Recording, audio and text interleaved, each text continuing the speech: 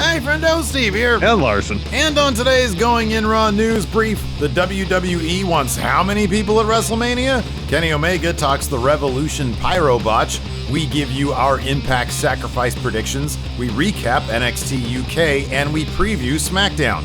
But first, Andrade wants out of the WWE? Not shocking. Larson, what's in the news? So, Andrade. Yeah, I know Andrade. Yeah. He hasn't been on WWE TV in several months, I believe since October. What the heck? And this morning there was a lot of speculation about his future with WWE after he changed his Twitter handle from Andrade CN WWE to Andrade El Idolo, as well as posting the following on Instagram, quote, "If you don't like where you are, move. You're not a tree. Great weekend."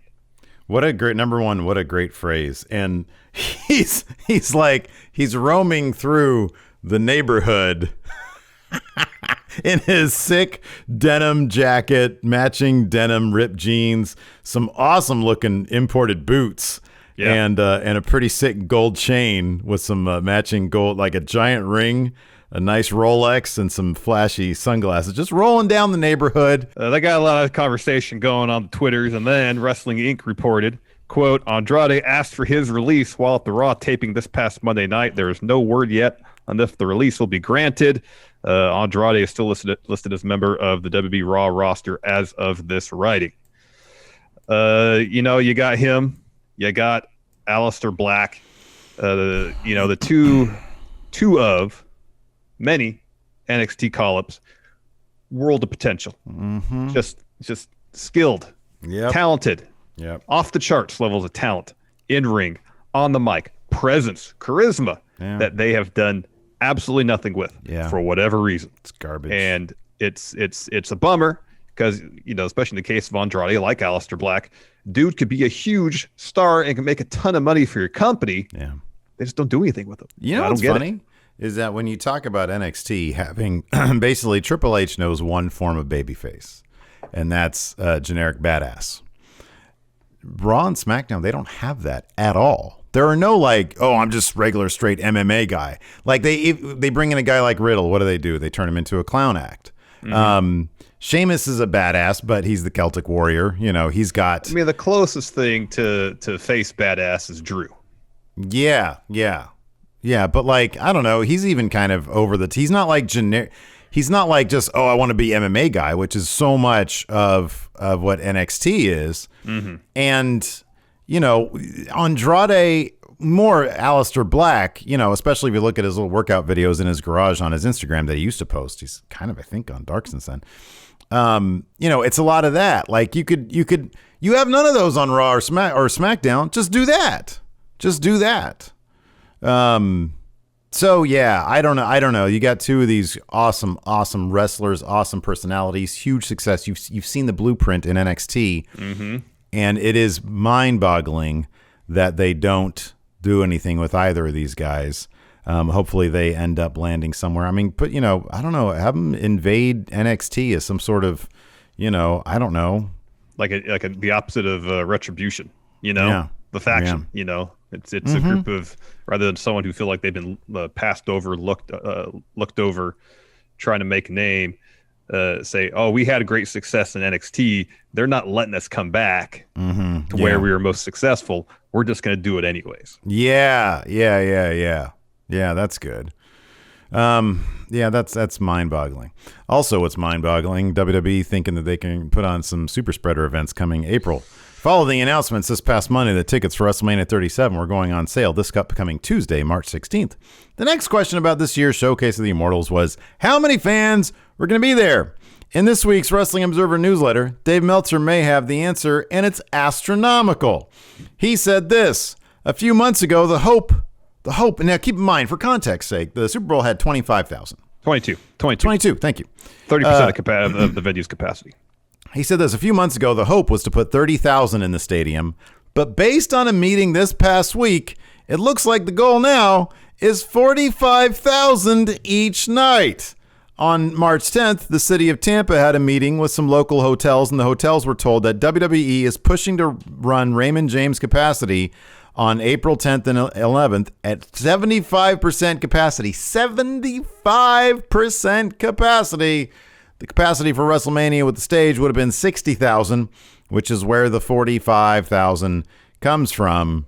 That's a ton of people. I mean, I hope. Let's see. That's twice as many as the Super Bowl. That's a month out. And just last night, President Joe Biden asked the states to consider allowing the vaccine for everybody, for all adults, starting May 1st. Yeah, no later than May 1st. Yeah. So I don't know, man. I know there's been a lot of good news with stuff, and the vaccination's going well, and hesitancy is dropping, and that's great and everything. But honestly, it's not even just like WWE. Like so many states, localities, principalities, organizations are just looking to run before we walk. Hopefully this isn't a massive disaster. I mean, hopefully this doesn't turn into a big. I mean, I don't know, dude. I don't know how I'm gonna feel about like. Are they gonna be packing people like when they're ringside? Are they gonna like have like spaces between them? I would be surprised if they're trying to get 45,000 in there. Like, how much space can you have? I mean, it's 75%. You can't have like a person between each You can't have a person space between each person. No. Nope. So, I mean, all I suggest is if you're looking to go to WrestleMania, maybe get that vaccine first. Yeah, and double mask maybe. What they could do is sell them in groups. Mm-hmm. Whether it be 2, 4, whatever, and then have a seat or two empty between those groups. Yeah. So you're not like person seat. You're having 4 seats filled, 2 empty, something like that. I don't know what the ratio would work out to equal 75% capacity. But you like to hope, even if they're trying to jam that many people in the venue, that they would follow some basic social distancing measures. It's just like the hubris, the arrogance of the WWE saying, "Oh, we get to be the ones who now can be the ones to do this." To be fair, Texas Rangers, their home opener was about a week earlier, and they're willing to sell the whole place out, like 40,000. There won't be any social distancing then. All right. Well, we'll see how that all works. Moving on here. Something that didn't work. The Bomb and Revolution. Yeah. So in this week's Wrestling Observer newsletter, Meltzer got a statement from the cleaner, Kenny Omega, about the Botch explosion, the conclusion of Revolution. This is what Kenny said, quote, "Yeah, it was really deflating to do so much preparation, test the explosions, have them be impressive in the rehearsal, and then have it be something so much different than what was promised. It made me appreciate everyone who worked hard and did their part even more, though. But like you said, we really wanted to have a good one. We added real barbed wire to help with the feeling of danger, so we really risked a lot. Again, I love the match. Glad we did it. Sucks about the finale." Meltzer adds one other point here in the newsletter, quote, "The finish was tested out multiple times, and it worked great every time. Then the time it counted, it didn't.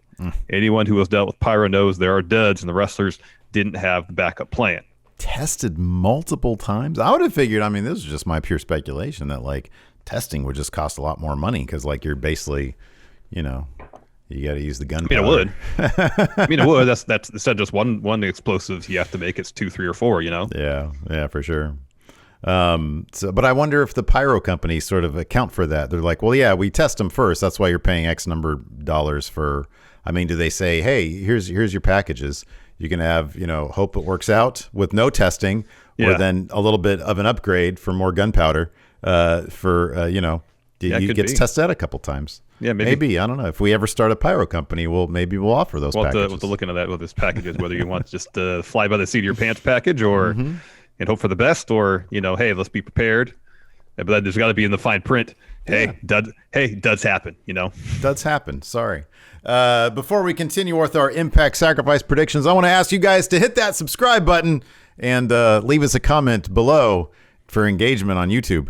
Let's talk about Impact Sacrifice predictions, because that's coming up. Sacrifice. The numbers don't lie is coming up this coming Saturday at 5 p.m. Pacific, 8 p.m. Eastern. We're going to be doing our watch along with the Enforcer. So, of course, The Trios title is going to be on the line. My Trios title is going to be on the line. Is. Your Impact title is going to be on the line. Somewhere back there. Yeah. My Trios title is also somewhere back there. I've not picked it up yet. They're all back there. All the belts are back there. So the first match I got here is between the Decay, I believe it's Crazy Steve and Black Taurus, taking on Reno Scum. Now, Reno Scum is a really good tag team. Been lucky enough to watch them live here in the NorCal area a few times. They're fantastic. However, at Impact, they didn't really win. Yeah, true. Unfortunately. True. The Decay is totally winning this. Yeah. 6 confidence points. Oh, same here. Same confidence points for me. 6. Very well. Yeah. 6. Next, Havoc and Nevaeh taking on Tennille Dashwood and Caleb. Steve, who do you got? I think they're getting Havoc and Nevaeh on road to challenging for the tag titles. Tennille Dashwood, as you pointed out before cameras were rolling, she's been winning a bit lately.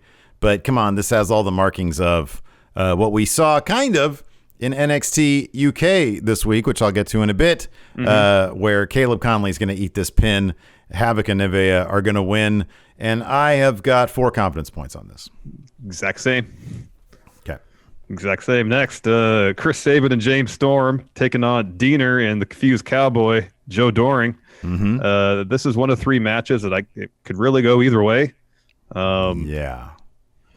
Let's see how because we have to separate at some point on these. According to Wikipedia, Jake Something is going to accompany Sabin and Storm ringside. Eric Young, of course, the auteur, the provocateur, coming ringside with Diener and Joe Doring. You got to think they're all going to get involved in some capacity. Yeah.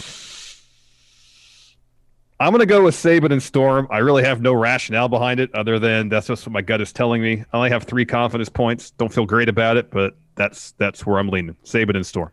Okay, can I suggest this really quick? In case you and I are on the same page the entire time, I will volunteer to change one of my picks. Okay. I'll take the risk because you're the title holder. But I would like to have some amount of. I mean, I know with confidence points you're a little bit off than me, but still, I've got Sabin and Storm also with 2 confidence points.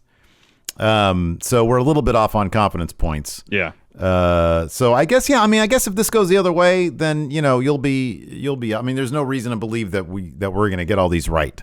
So maybe I won't change anything. I mean, we kind of barely watch Impact, so Next, for the X Division title, TJP, who seemed pretty full of hubris in Swingers Lounge, or Swingers Palace, this past Tuesday. Ace Austin, he's challenging for the X Division title, fresh off a loss to Chris Bay. I kind of feel like TJP, too full of himself at this point. He's primed for a loss. They seem to pass that X Division title around quite a bit. TJP's had it for a little bit. Get that belt on Ace Austin. He's pretty damn fantastic. Ace Austin, 1 confidence point. Okay, so I have Ace Austin with 1 confidence point as well. Here's the thing. I kind of feel like TJP is going to hold on to this title. I have a really hard time betting anything on that guy because I just don't like him. Yeah. So I'm rooting for, but I only have 1 confidence point in Ace Austin. I kind of feel like he's not going to win, but if he does, it wouldn't shock me because I think it's not like a lock. And I really want to see Ace Austin win this. But if TJP seemed like a swell guy, I would probably vote for it. I would probably I'd change my pick here. But I'm going for Ace Austin, 1 confidence point. If TJP were wrestling as Manic, I might feel a little different about things. However, he's not. Yeah. Okay. Therefore, Ace Austin, 1 confidence point. Next, a hold harmless match. I guess it's like a no DQ match, essentially. Ed Edwards, taking on the most professional wrestler, Brian Myers. Who do you got, Steve? Well, it's hold harmless, which means they can do whatever they want. Usually that would benefit a guy like Ed Edwards. But as we saw, Brian Myers would have won that match the other day had it been a hold harmless match because he tried to cheat using the loaded elbow. So, given that Matt Cardona and Brian Myers, I think is sort of the story that they want to tell going forward. Brian Myers needs the momentum. I've got 3 confidence points on the most professional wrestler. I have 2 confidence points on the most professional wrestler. Brian Myers.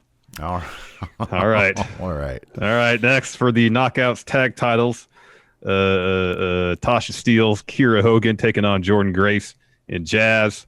The Steelz and Hogan just won these titles. It would be weird if they lost them already.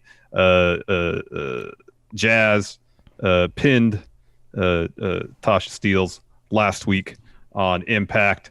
Therefore, math dictates tag champs retain. I got Steelz and Hogan holding on those belts. 5 confidence points. This is Impact, and they could do weird things sometimes. Like, they do not adhere to math. Like, I'd like the math on their math, to be honest with you. So I think that Jazz and Grace could pick this up, but I don't think they're gonna, because normal pro wrestling logic dictates that Tasha Steelz and Kiera Hogan win. I got 5 confidence points on them. Yeah. This wouldn't shock me if it went the other way, though, because it's Impact. Yeah, I know. Impact kind of exists outside typical pro wrestling math. All right. They do. Impact tag champion match. The Good Brothers. The Deviled Eggs. Taking on Finn Juice. No doubt about this one. Good Brothers, 7 confidence points. Same. Good Brothers, 7 confidence points. Not a chance in hell. If anything, they just need to slip Juice. Say, hey, brother, here's a shot of protein juice. And he's like, oh, really? You're like, that tastes like bourbon. It is bourbon. And it is bourbon. Oh. It's protein bourbon. He eats the pen, yeah. Yeah. And then finally, of course, we're not going to do predictions for the main event itself. Moose versus Rich Swann, title versus title, because I had to finish that spoiled for me. So it wouldn't be fair for me with that knowledge to try to do predictions for that. So we're just not going to do it. You know that I know, and Forrester knows that I know. So we're just going to take it off the table. So for our predictions, the main event, Deonna Purrazzo versus ODB. It's Deonna, 8 confidence points. 8 confidence points for me as well for Deonna Purrazzo. She is the standard. And yeah, like you said, this has already been taped.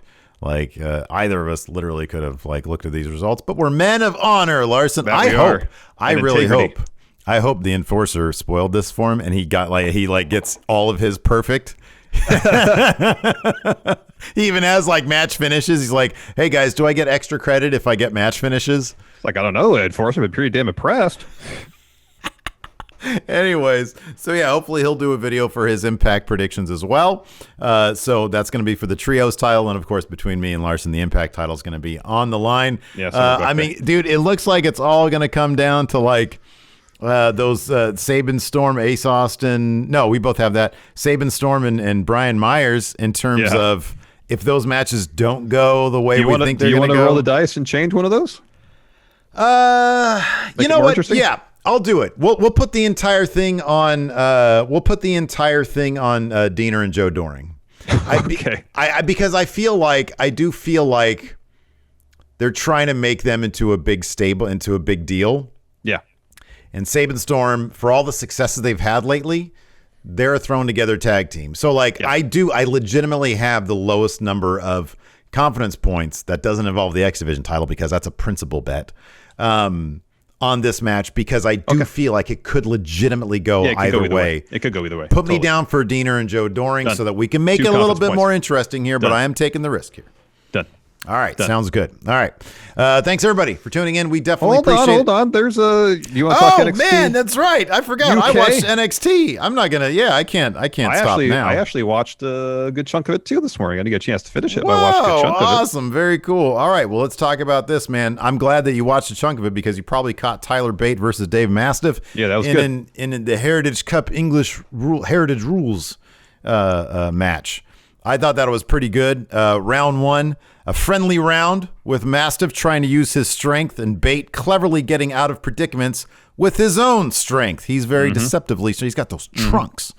Things get huge, thick legs. Big, thick trunks for a big, strong boy. Things get a bit chippy at the end of the first round. However, nobody gets a pinfall. We're tied 0-0 going into round 2, Larson. Correct. I didn't take any notes, though. I just watched it. Not a problem at all. Round 2, Tyler Bate. That awesome sunset flip over Mastiff. That was great. Catches him on the pin for 3. Mastiff sort of laughs it off, but Tyler Bate gets the advantage going into round 3, 1-0.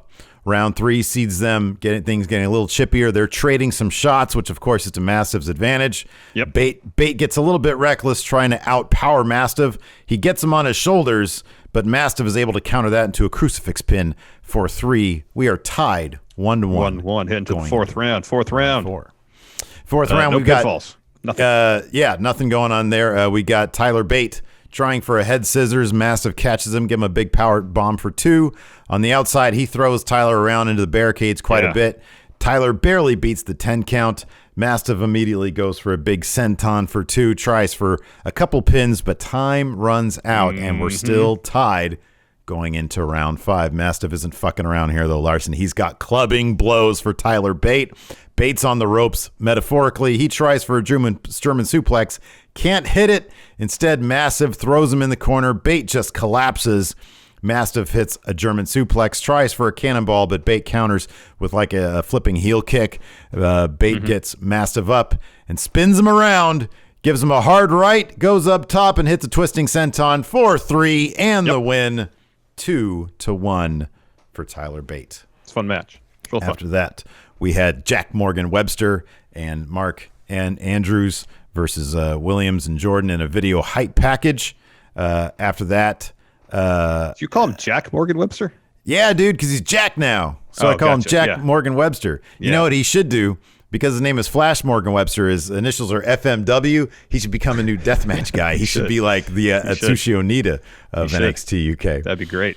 Anyways, after that, we had a little video of Valkyrie talking to a mirror where, of course, herself appears, saying, "You're holding me back, man." So she's in her own head. Oh, wow. She stopped holding herself back. Pretty deep stuff there, Larson. Yeah. After that, we have the young upstart Danny Jones versus Tio Man from Turkland, Turkey.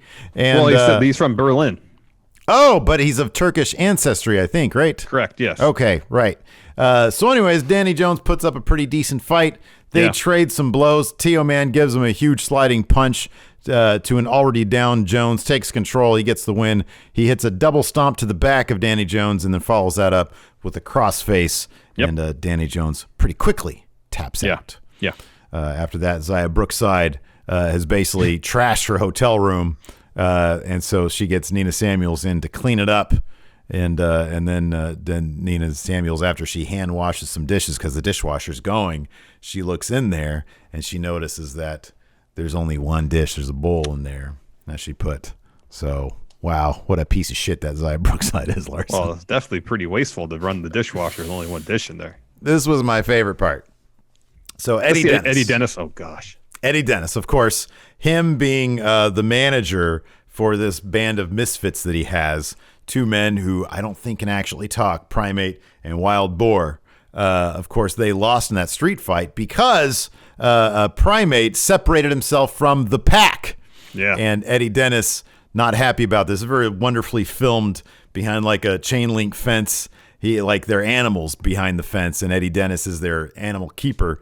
And he's like, "Oh, Primate, you did the wrong thing. You separated from the pack, and we suffered the consequences." And of course, he's referring to that street fight. And they show clips of Eddie Dennis taking a licking from those kendo sticks there from Jack Morgan Webster, FMW, and Mark Andrews. And so he's like, "And now you have to suffer the consequences." And so new member of the pack, Tyson T-Bone, who is a bit animalistic in his own way, I guess. I don't know. But he's in great shape these days. Like he's in really good shape these days. He is. So the idea is Tyson T-Bone and Wild Boar like eat Primate or something because they sort of like pull him back and it's all stylized and stuff. Eddie Dennis is like, ho, ho, ho. After that, we had a promo from Amale, who is the first NXT UK French signee. She says, "Ricky Bobby, I have blessed this company with hope. I want more attention." She sounds like Jean Girard from Talladega Nights. "The French gave you democracy, the ménage à trois, and the, what was the other thing? I forget. I think he might have said blowjobs." Anyways, Gallus at the pool hall. I could watch a whole movie of these guys. Yeah, so they're very mumbly in the pool hall. A little mumbly. It's like mumblecore. Yeah, sure. Yeah, it kind of is. Yeah, they're figuring out. It's an empty pool hall for one thing, so they cleared out the pool hall. Yeah. They're trying to figure out, wrap their heads around why Gallus boys aren't on top, and they need to figure out now how to get Gallus boys on top. Mm-hmm. That's the crux of this. That's the whole thing. Yeah, they have to wrap their heads around that one. Although, has Joe Coffey really ever actually been on top? He's challenged to be on top several times. Yeah, but he's never actually been on top. I mean, the Mark and Wolfgang were tag champs for. Oh, they were big time on top. Yeah, they were for a year through most of COVID. Yeah. So after that, we had FMW and Mark Andrews versus Amir Jordan and Kenny Williams. So I think I missed some of the storyline between Amir and Kenny Williams. How I guess Kenny Williams had been cheating and Amir thought he set him straight. And so in this latest round of matches, Kenny Williams had been on the sly winning cheating. Yeah. And Amir didn't know. Well, here it all comes to a head. In the end, Williams ends up picking up the win, but he does so with a low blow, sort of a sneaky low blow when the ref wasn't, the ref was distracted because it was kind of a semi-ref bump. Yeah, he got pushed. It was Flash, I believe, right? Pushed Kenny into the corner with the ref in the corner, so you couldn't see when Kenny did the low blow. The kick, and they hit his finish, and Amir's like, "Why?" I mean, he's straight up saying right there with the ref, "Why are you cheating?" Yeah, you told me you weren't cheating anymore. Yeah, and the ref's like, "Cheating? I didn't see anything. I didn't see anything." It's like, "Geez, Amir, why do you go to the tape?" If I didn't see, well, yeah, the ref said, "Hey, if I didn't see it, didn't happen, dude. Why are you such a square, man?" That's what Williams he said. Look, dude, who got the win? We did. Do you want the tag titles or not? Gee whiz. Yeah. After that, we had a Ilya Dragunov package where he's going to speak next week. Maybe he's going to go see some anger management. Maybe he's going to go through some of that, some therapy, because he doesn't like to. I hope that he speaks and then Gradwell comes back out and says, "Soviet baby." After that, we had a really lovely package with Trent Seven finding out he's working really hard. It's a big, strong boy. Finding out that the weigh-in is going to be live on The Bump, and he's really jazzed about that. He's never worked this hard before, and right as he talks about feeling alone, you see him, struggling to get the weights up, the bench press, right? The bench press, yeah. And then big strong boy Tyler Bate comes and he spots him. He's behind him and he helps him out. And I got like a really warm spot in my heart. I was like, "Oh, this is such a nice thing." And Tyler Bate's all smiley and stuff, and he's like, but I haven't found alone. He keeps motivated, so there's all this. I just quit. And Tyler Bate's like, "Oh, this is it." Couldn't really hear what they were saying, but yeah, no, it was a really nice little moment there with Trent Seven. That's amazing. Did you see this next thing? What's your thoughts on this? Ben Carter is now Nathan I didn't see it, but Fraser. I saw they changed his name. I don't know why. Why'd they change his name? Well, I figured, dude, if they were going to change his name. So Ben Carter, not the most exciting name in the world. I mean, neither was Shawn Michaels. But Nathan Fraser, I'm sure there's some etymology here. I'm sure there's an origin of why he chose Nathan and Fraser. So. Yeah. But it's not the most exciting name either.